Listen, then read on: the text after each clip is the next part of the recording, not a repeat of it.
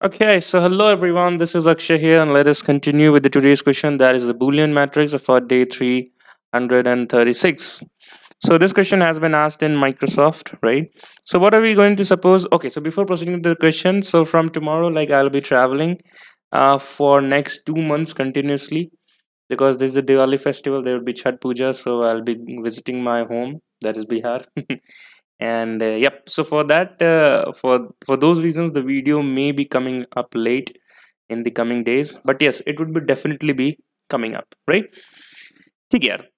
So what this question says is that we have the given matrix, so we need to replace whenever you encounter a 1, right? So you need to replace all elements in that row with 1, and similarly all elements in that particular column with 1, right?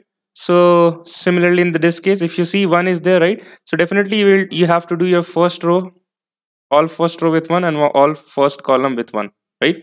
Similarly, because of this one, the second row will all be 1, and the first column again will all be 1, right? For this one, the third row would be becoming 1, and the first column again would be becoming all 1. And yes, that's it. So that's what the output is here, right? To do this question, we have several approaches. Let us view it one by one, and do not lose your patience here. While be closing up to the method 3, so there will be multiple dry runs I will be showing you to understand that how this particular thing is doing, and then we'll jump onto the code, right? So do not lose your patience, just try to listen and understand it, right? So method 1, we can do it in r plus c into r cross c, and the space comes t as r cross c, right? So what we will do here is that we will make a temp array, right? We will make a temp array. So let's say the given elements were like 1 0 0 1 0 0 1 0 0, and it was 0 0 and 0, right? So what will happen, we will make the same 4 rows and 3 column, right? So this would be a, let's say, temp array, temp r cross c 2d array, right? We will start traversing in a given matrix as soon as we find there is a 1 here, right? So what we will do, we will update that particular row and that particular column with the values 1, right? We'll keep on traversing. So when we'll come at this point, it will be 0. I'll skip the iteration. I'll come at this point, I'll skip the iteration again. I'll be encountering this element again 1. So I'll be marking the second row with the value 1 and the first column again with the value 1, but it itself is marked, so again that would be a redundant work, right? Again, this 0 and 0, the iteration would be skipped, and then this third row value 1, again the third row would be marked as 1, and the first column again would be marked as 1, but again that's redundant work, it's already marked as 1. We'll skip the iteration for all the 0 part, and that's it. And if there's nothing mentioned, then definitely in Java it is initialized as 0, and this is your output, right? So what you have done, if you clearly see that in the worst case, let's say every value was given 1, and whenever you encountered a 1, what you did, you changed the value of that particular row plus of that particular column, right? You are doing these many iterations when you encountered a 1. Worst case would be that each and every value would be 1, so you will be doing these iterations for each and every cell. How many total number of cells are there? It is r cross c. So that's why time complexity r plus c into r cross c, and the space complexity would be r cross c, because you will be using a temp 2d array to return the answer. Okay, that would be the method. It would be very easy to approach to code. Let us move ahead with the method 2. Now, instead of making a 2d array, what we'll do, we'll make two 1d array. So okay, I have done the dry run here. Let us see this dry run. So let's say this was the given input array for you, 1 0 0 0 1 0 0 0 1 0 0 and 4 times 0, right? So you will make a, let's say, r 1d array of size n is nothing but the row length. This is c is the column 1d array of size m is nothing but the column length, right? So here it would be nothing but it is 4 cross 4, right? So it would be nothing but the linear array of 1d array of space 4, correct?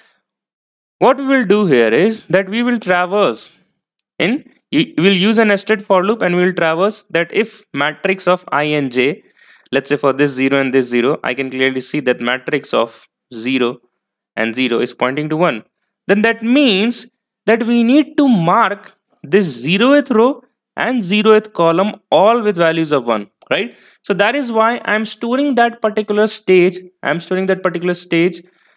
Here, that r of 0, I'll say that r of 0 is equals to 1, and then c of 0 is equals to 1, right? This one. Similarly, whenever I'll get encountered 1, so you can clearly see that this is nothing but 1 comma 0, right? So this is nothing but 1 comma 0. So I will again mark r of 1 equals to 1 and column of 0 equals to 1. So this value is nothing but at the index of 2 comma 0. So I will again mark r of 2 equals to 1 and c of 0 equals to 1. And there is no more ones left, right?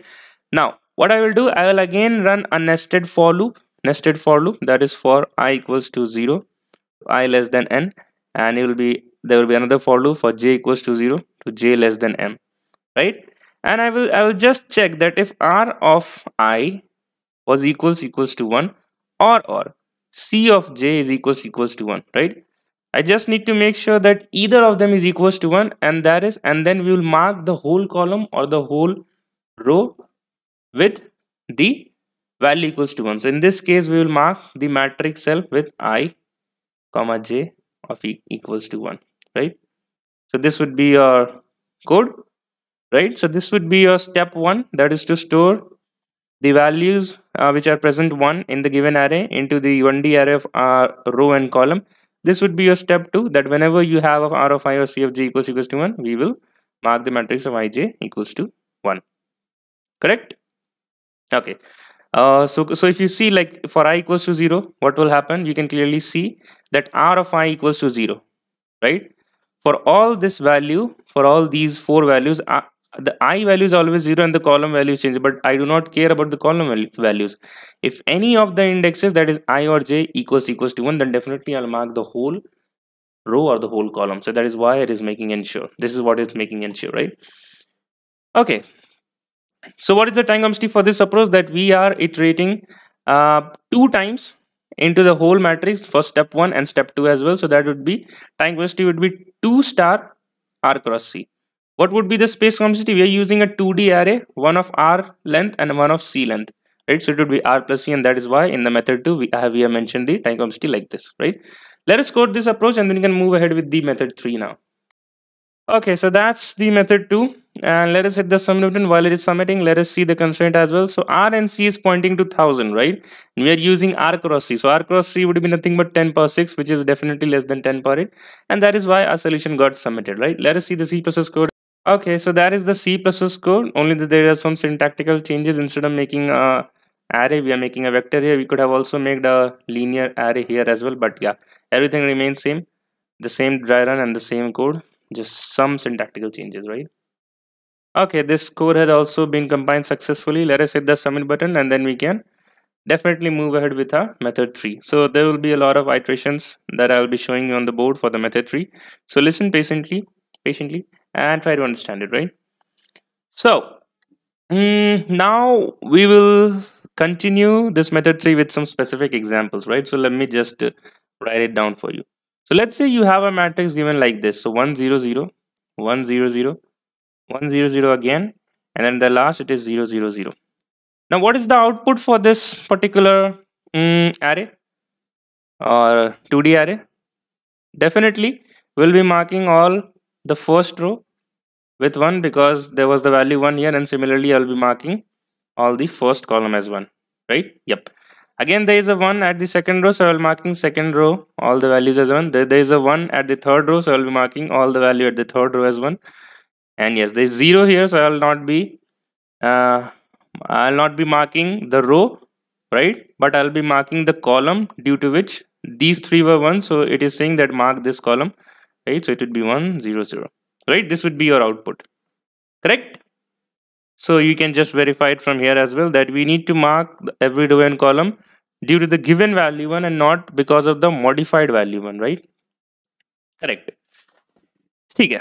So what I'm saying is that just forget about the first row and the first column as of now, right?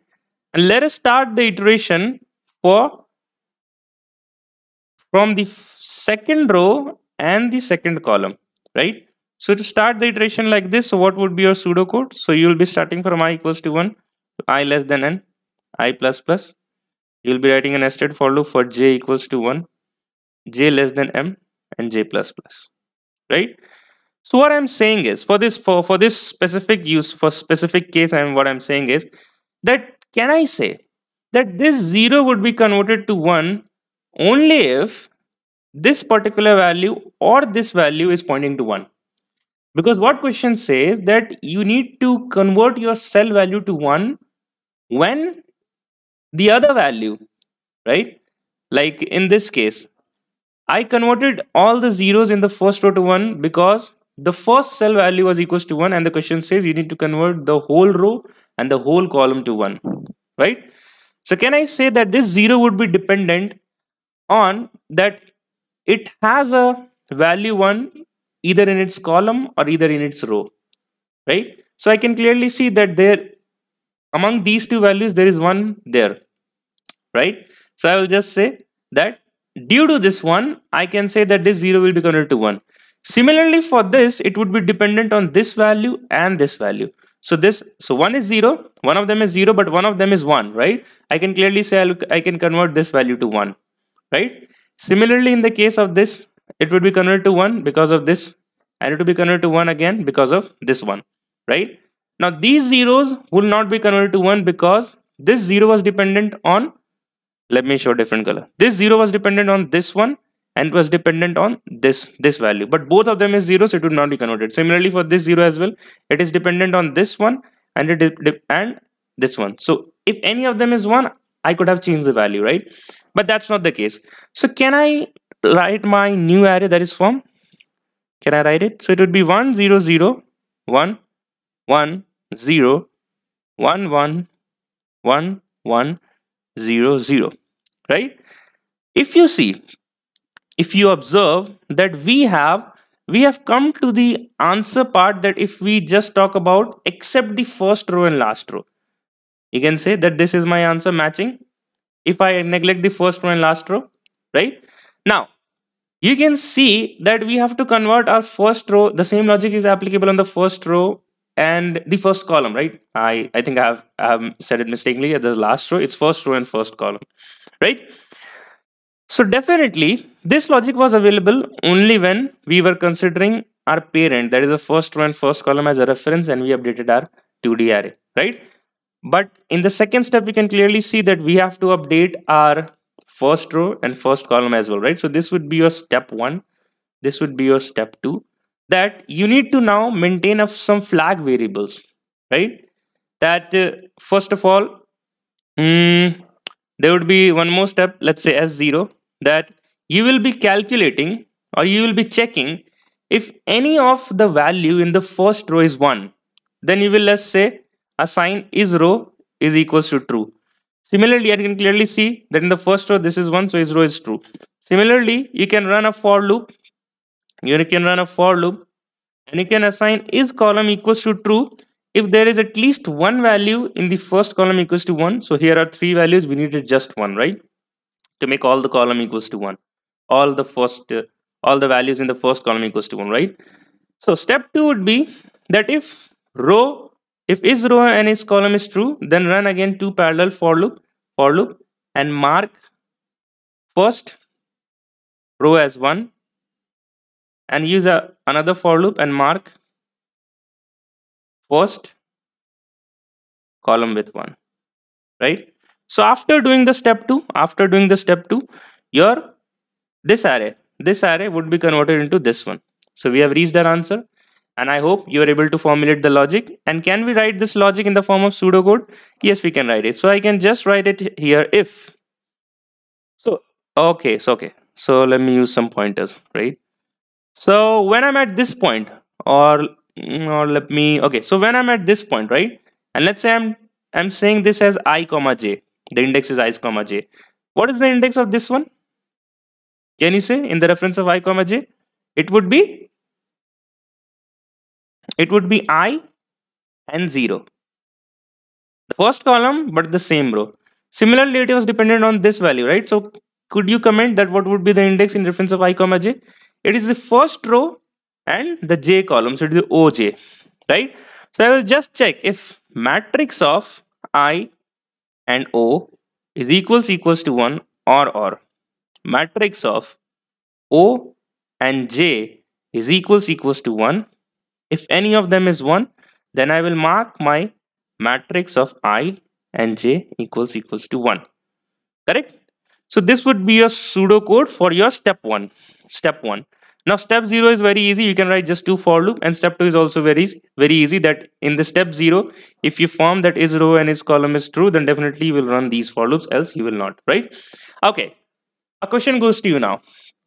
I am now changing the test case. So let me change the test case now. Okay. So what the changes I'm doing is that we have formulated this logic when we have the ones present in the first column or in the first row. But there would be some cases where we cannot say that the first row or first column would have the ones. So how can we do at that particular time, right? So let me just write the test cases. So it is, let's say, 0 0 0 and then 0 1 0. It is again 0 1 0 and then the last cell is 0 0 0, right? If you write the output for this code, what will happen? That the first row will be 0 because there is no ones there. So this second row would be converted to 1 and second column would also be converted to 1 because of this 1, right? Again, because of this one, this row would be converted to 1 and this column again would be converted to 1, right? So let me write down the output now. So it would be 1 1 1 1 1 1 and then 0 1 and 0. This would be your final output, right? So what I'm saying is that once we know there would be a case, there may be a case that the first row and the first column do not have 0, but instead in the inside of the matrix, that is, I'm talking about the except the first row and the first column, it may have 1. Can we change this matrix? Can we change this matrix to this matrix, and then can we perform the S1, S0, S1 and S2 in the order to make the things happen? If we can do that, then the same logic can be applicable for this test case as well. There are only 2 variations of test case, the first test case and the second test case. There will be 2 variations for this particular question. Can we do this? Can we do this? Now please pause this video here. Try to think that can we convert this particular test case into the first test case, and we can do the same steps or not, right? Okay, think about it and then come back here again. So let me pause it. Okay. So let me continue now. So what I'm saying is that let's just use a nested for loop, right? Let's just use a nested for loop, and whenever I see that there is a 1 here, then what I will do is I will go to the column, this value, the first column value and the first row value, and I will change it to 1. I'll change it to 1. Similarly for this one, because of this one, this value, okay, let me write it in a clearer format. So 0 0 0 0 1 0 0 1 0 and 0 0 0. This was the case, right? So what I'm saying is because of this one, I will change this 0 to 1, because eventually the second column, the whole second column will be marking to the 1, right? So I'm fixing this second variation of test case to fit in my first variation of test case, and so that it can run the S0, S1 and S2 steps, right? So since there's a 1 here, I will mark the associated cell present in this particular column, that is regarding in the first row, right? And then again using this one, this will also be 1. Since this is 1, then again second row would also be pointed as 1. So I will be marking these 2 changes, this 0 as 1 and this 0 as 1. Similarly for this one, I'll be marking again this as 1 and this as 1. Correct? Oh, not this one, the above cell. I'm talking in reference of the first row and the first column, so it would be marked as 1 again, right? So if you convert this matrix, again, what will happen? What you will see is that it would be, so it would be like 0 1 0 and then 1 1 0, and this was again 1 1 0 0 0 0, right? So this is the first step that would be converting in your second variation into your first variation of test case. And from here on, you can apply your S0.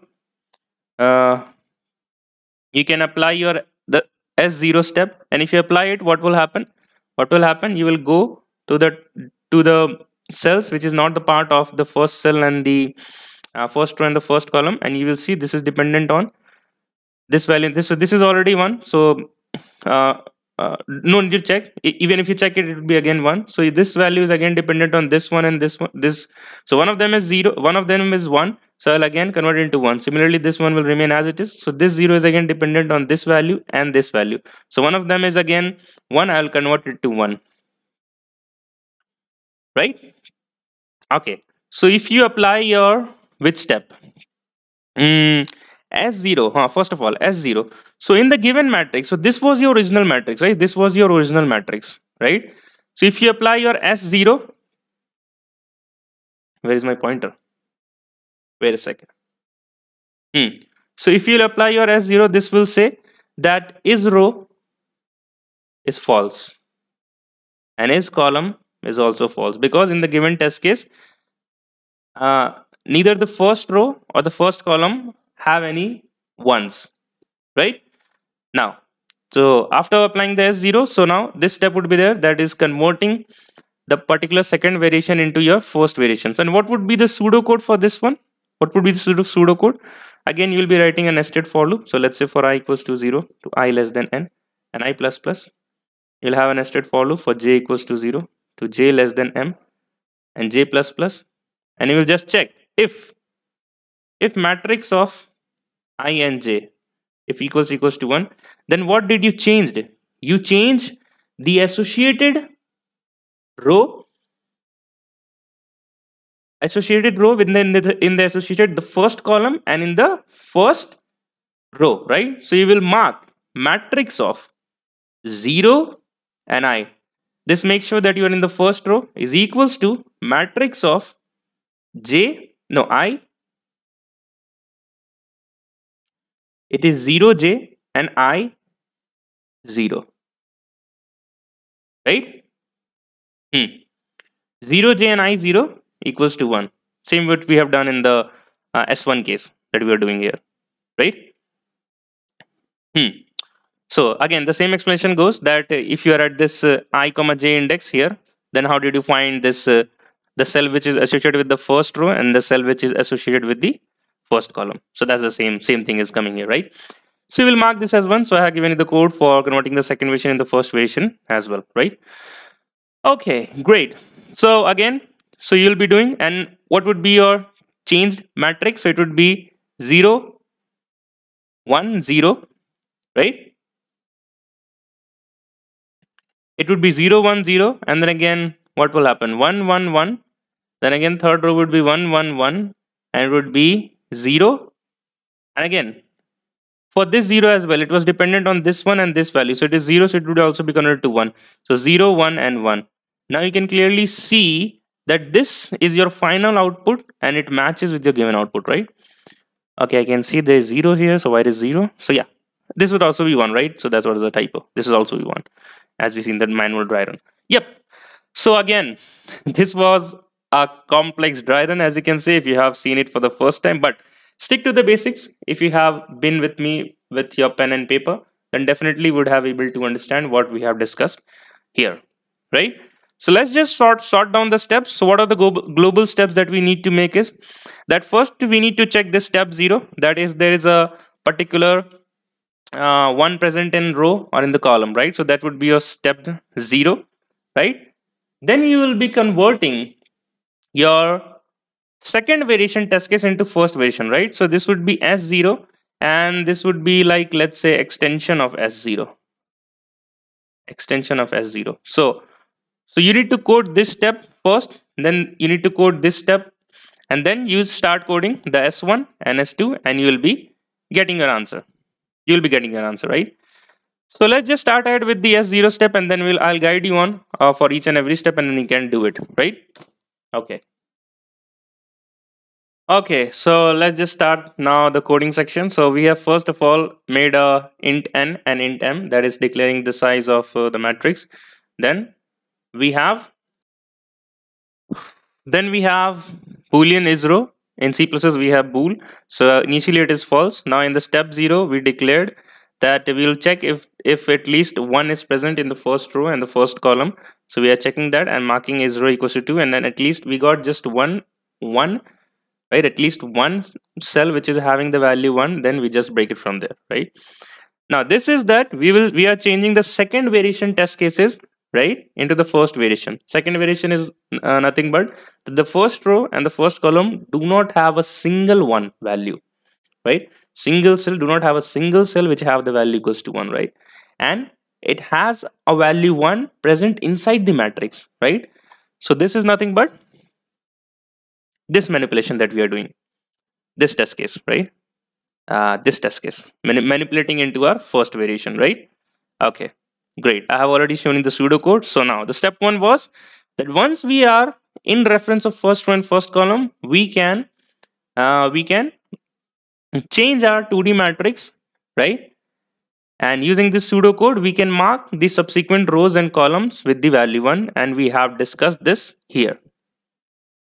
This one. From this step, how did we come to this step, right? This is the S1. So that's what is there in the coding section, correct? Now the last step, S2, was to make sure that, now you can clearly see that this was a updated matrix after following the S1, but you can clearly see that in the final answer, the first row and last row is also updated, right? So that is why we mention a step 0 using the flag variables, and we are checking if is row. That means at any point of time there was at least one cell which having the value 1, so that means all the first row will have a value 1, so that's what it's doing. And is column equals to true, that definitely it means that in the first column you are having a value 1, so we'll mark the first column also with all the cells as value 1, correct? Now what is the time complexity here? We are always using a nested for loop, nothing more than that in the worst case, so it would be R cross C, or you can say M cross N, right? And what is the space complexity? We are not using any additional 2D matrix or a linear or 1D matrix to store anything, so it would be O of 1, right? तो ठीक है यार, ये हमने देख लिया, right? And I know ये dry run थोड़ा सा आपको फर्स्ट वे में आपको कॉम्प्लेक्स लग सकता है. It may appear complex to you in the first glance, but definitely you could have like switch back my video to my original point for this method 3, and you can definitely have a look again, right? Great. Let us switch back to the Java code now. Okay, so let me just write the code. Great. So that's the Java code. It's similar in the things we are doing. The S0 step I'm mentioning it as one, that is marking the Boolean values, and then we are changing our second variation or test case into a first variation, right? Like getting in the reference of first row and the first column. Then we are changing the output based on the first row and the first column. And then at last, we are changing the first row and first column based on the flag variables values, that is it true or false, right? Let us now hit the submit button. So it is again O of 1, and do not worry, you will get all the source code in my DSL repository. You can start and fork that DSL repository to get hold with the source code, and I'll mention the link in my YouTube description, right? Okay, so I've tried my best, although the video is 28 minutes long, but this was actually a good question if you talk in terms of method 3, right? So it was actually a good question, and that is why it was asked in Microsoft, right? So if you have just went up to method 2, so that was like, okay, the interview must have asked you to optimize it even more, and this is something you need to come up in that interview, right? So practice well, and let us meet again in the day 337. Till then, keep learning, keep growing, bye-bye, and take care, guys.